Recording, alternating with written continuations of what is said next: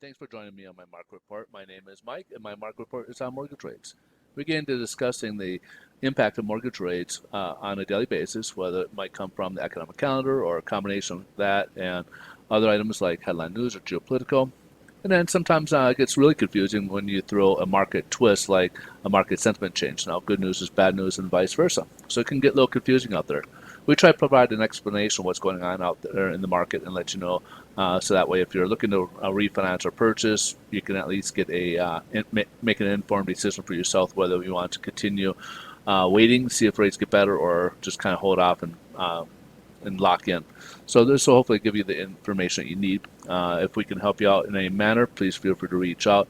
A little bit about myself is I am a loan officer. I do work with the national lender. We do loans in all 50 states. So again, we'd love to be able to earn your business. So if you're looking to buy a property and need pre-approval and financing for the next property, please check with us. And then also refinances, same thing. We can run numbers for you and make sure you guys get a good a loan for your home and you and your family. But not only that, we'd like to be a resource for you folks. If you guys are got questions about anything, we are here to answer any questions. We can, to the best of our abilities, we'll see if we can get you that information for you. So without further ado, we'll start off with the economic calendar on this report. Every Thursday we get the initial jobless claims, and last week was revised a little bit lower actually, from 202,000 down to 171,000, and forecast was kind of for 200,000, and it dipped all the way down to 166,000. So good news, we're getting fewer and fewer people applying for unemployment. These are first-time benefits, which is good news. However, if you look at these continued claims, we did see an uptick.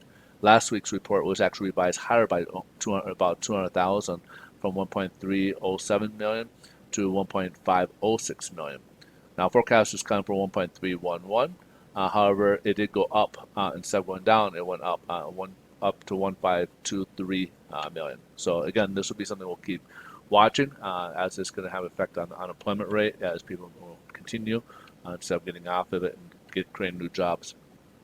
Now, headline news, not much is going on. Same thing. We got the investors are watching what's going on in Ukraine and Russia. We know about the new sanctions have been kicking in.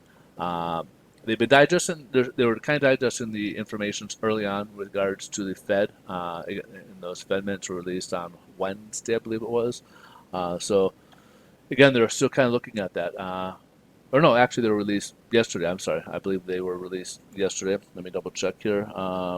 Yeah, yesterday. Yeah, Wednesday. I was right the first time, both times. But yeah, they were released, and again, if you missed it yesterday, they were going ahead and looking at raising rates by 0.5%, and they were looking at starting the reduction of their balance sheet after the May meeting, and after they get into it, they will probably start selling off mortgage-backed securities. That could create a bit of more of a problem. We may see that more likely in the the later half of the year, so that would be more of an effect. So what does that mean? If there's a lot more supply than demand, which we're not getting a lot of demand right now, that could push rates up a much higher out there as well. So be prepared for a bit, increase in the mortgage rates over the long term. Now today, I apologize. I usually get these out earlier in the day, but today I just got kind of busy, so I'm actually starting doing this as the market's already closed. So there won't be any changes from here on out. So this is the market close. Today we're up for the most part. Most of the day we're up in positive territory, at least break even. However, we end up closing on -5 today. So we'll take a look at the volatility today. So you can see here we went upwards right around just after 7 o'clock. However, we did dip down right around 9 o'clock, and then we came back upwards, and then came back down, and then we continued our downward trend, going into negative territory and closing down at 5 basis points.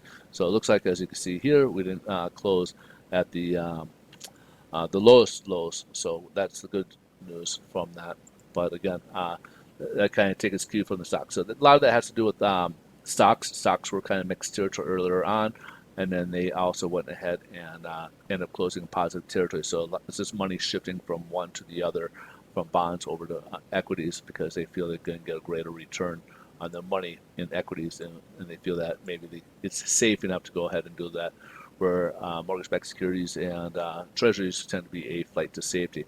But with high inflation, this is also a bit of a concern that's out there. So We're kind of looking at a double-edged sword where it's, the Fed is acting aggressive, very hawkish, the tame to fight inflation, but it may not hurt stocks as much as they may have thought. So that's why they kind of went from back and forth earlier today on that. Now, if you look at your Treasury, we're already up to about reaching lower highs. We're at 2.6, basically 2.67 right now. Here, so we continue that upward trajectory. Some economists are even projecting that we could get up towards closer to the 3% range, even though they feel that the best rate would probably be between 2.5 and I think 2.7 range. However, it looks like we could potentially spike even further, according to some economists. So, again, something to watch for. Now, as the 10 years increasing, the 2-year has been dropping, which is down to 2.4, basically 2.47. So that means the inverted yield curve is now steepening, which means it's getting greater.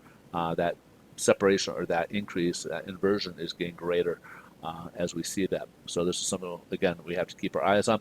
It's not the end all that makes you go into it's not the result of this that pushes you into a recession, but however, it's an indicator. So it just kind of gives you an idea as that at some point down the future that we probably could have a recession. So my 2022 probably won't see that, but we could potentially see that beginning in 23 as the rate hikes that they're kicking in now you'll start feeling that in the economy late in the year to early next year. So stay tuned. Last but not least, let's go ahead and touch base on the average rate for a 30-year fix with a conforming loan limit. That is now at 4.97. And then we got the 15-year over at 4.24. So there's some slight improvements on those because the 30-year was just over 5%, but according to this, it has dipped slightly as a result. Now, again, it's pretty much the wrap here. If you guys got any questions, please reach out. We are here to help you guys out. We do appreciate you guys. If you guys like the videos, please smash that like button and share. We greatly appreciate that. And subscribe. You guys have a great rest of your day. Thanks so much for watching, and I look forward to see you guys in tomorrow's video. Bye-bye.